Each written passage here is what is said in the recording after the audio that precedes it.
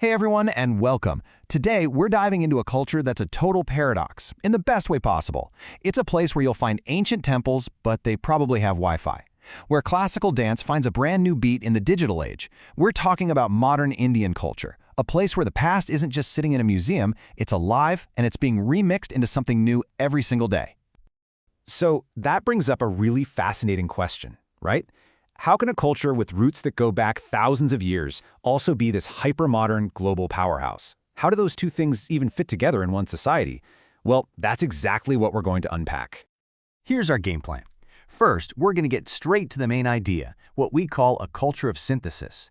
Then, we'll look at how old traditions and new trends actually meet in daily life. After that, we'll see where this blend really comes to life, in movies and music. We'll also talk about how young people are living this reality every day. And finally, we'll zoom out and look at the core concepts you'll want to remember.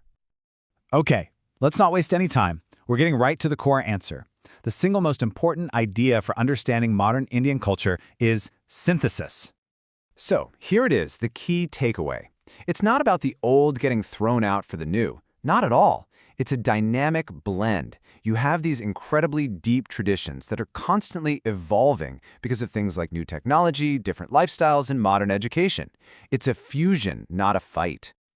This flowchart here shows you exactly how it works. You start with step 1, these incredibly strong ancient roots. The foundations of family, faith, art. Then in step 2, you introduce these powerful global influences, the internet, new economic ideas, you name it. And what do you get in step 3? Not a collision, but a blend. A modern culture that's amazing at adapting and including new things. So let's zoom in a little bit on the specific things at play here. Let's look at the two halves that really make up this fascinating whole.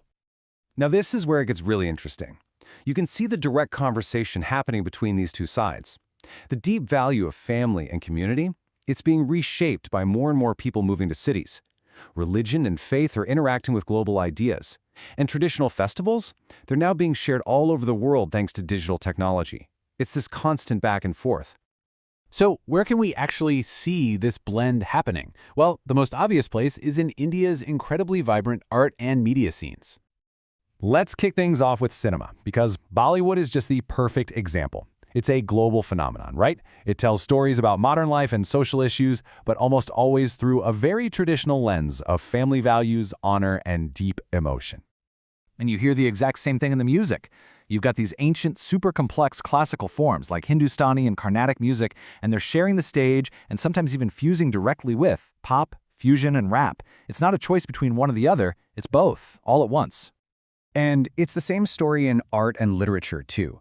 Artists and writers are tackling very modern themes, things like social justice, personal identity, and globalization.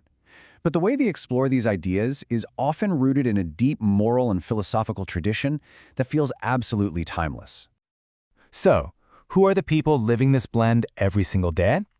Well, let's talk about the next generation, because they are the ones who truly embody this cultural synthesis. For young people in India, this whole thing isn't some big contradiction. It's just life. They are completely plugged into the global digital world. But at the same time, they have this deep respect for family, faith, and tradition. They celebrate all the diverse festivals and totally uphold the core values of coexistence. They really do live the blend. All right, for our final section, let's zoom out. Because to really understand how this is all possible, it helps to look at the basic rules of how any culture works and evolves. Think of this as the key takeaways for your exam. To really get why Indian culture is so good at adapting, we have to first understand the mechanics of culture itself. There are these core principles that allow for the kind of evolution we've been talking about this whole time. When you look at these principles, it all starts to click. Culture isn't something you're born with, it's learned. It's cumulative, meaning each generation adds a new layer. But the most important one here is that it's dynamic. It is literally designed to adapt. This isn't just an Indian thing, but it explains why the culture has been so successful at absorbing new ideas without losing its soul. It's built to evolve. And that brings us to our final thought, a quote that just wraps it all up perfectly. Modern Indian culture is a living example of how a civilization can modernize while remaining deeply rooted in its timeless values. It shows us that it's not about choosing between the past and the future, it's about weaving them together into something brand new.